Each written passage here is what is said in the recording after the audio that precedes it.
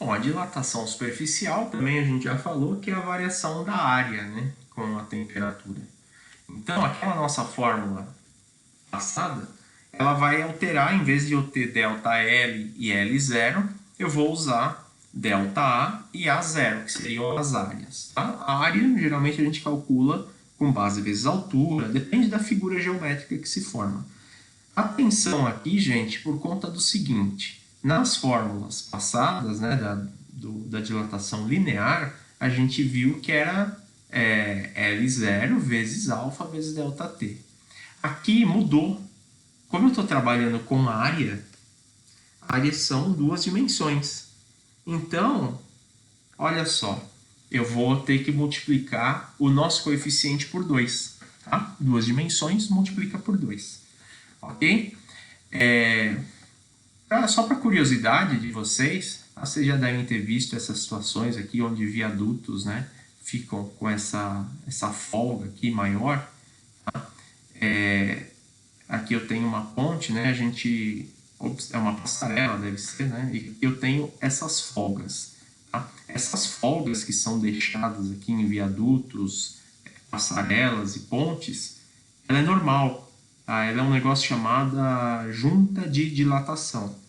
Você precisa ter essa junta de dilatação para não criar fissura, né? Não criar rachadura.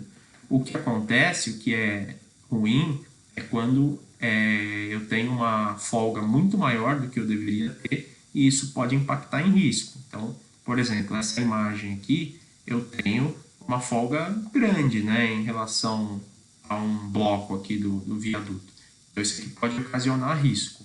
Agora, essa junta de dilatação aqui, ela é perfeita, porque conforme essa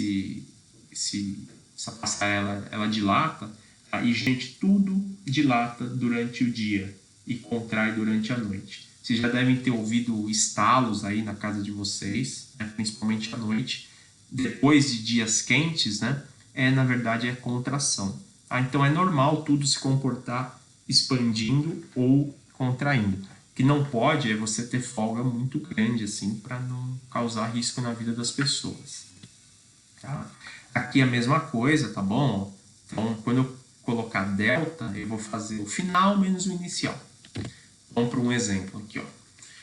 Então, ó, uma lâmina de ferro tem dimensões 10 por 15 em temperatura normal. Determine a área desta lâmina quando for colocada em uma temperatura de 200 graus Celsius. Então, esse 10 por 15 eu vou entender como a relação comprimento-largura. A gente sabe que comprimento por largura nos dá a área. Tá? Então, se eu multiplicar 15 por 10, eu vou encontrar a área inicial. Tá? Isso aqui é o A0, a área inicial. Bom, a gente quer calcular qual que seria o valor da área para uma temperatura de 200 graus. Então, aqui, por mais que não esteja explícito, eu não quero calcular a variação, eu quero calcular a área. Então, eu vou ter que calcular o delta para depois obter o valor final. Tá? Então, eu vou utilizar isso aqui como 150. O alfa, gente, falou aqui que o material é ferro. Então, a gente vai usar o mesmo valor do exemplo anterior, 11 vezes 10 a menos 6. A única coisa que eu preciso ficar ligado é que aqui, como é uma dilatação superficial, eu vou multiplicar por 2, já está embutido na fórmula. E aqui eu vou usar os 200. Vou fazer diretamente aqui na calculadora. 150 vai multiplicar por 2, que vai multiplicar por 11 vezes 10 a menos 6, e vai multiplicar por 200. Eu encontrei aqui uma variação de 0,66 metros quadrados. Porém, gente, agora eu vou fazer o quê? O exercício me pediu a área final. Professor, como é que eu sei que é a área final? Porque eu não falei variação e não pedi dilatação. Se eu pedisse dilatação, eu acabava aqui.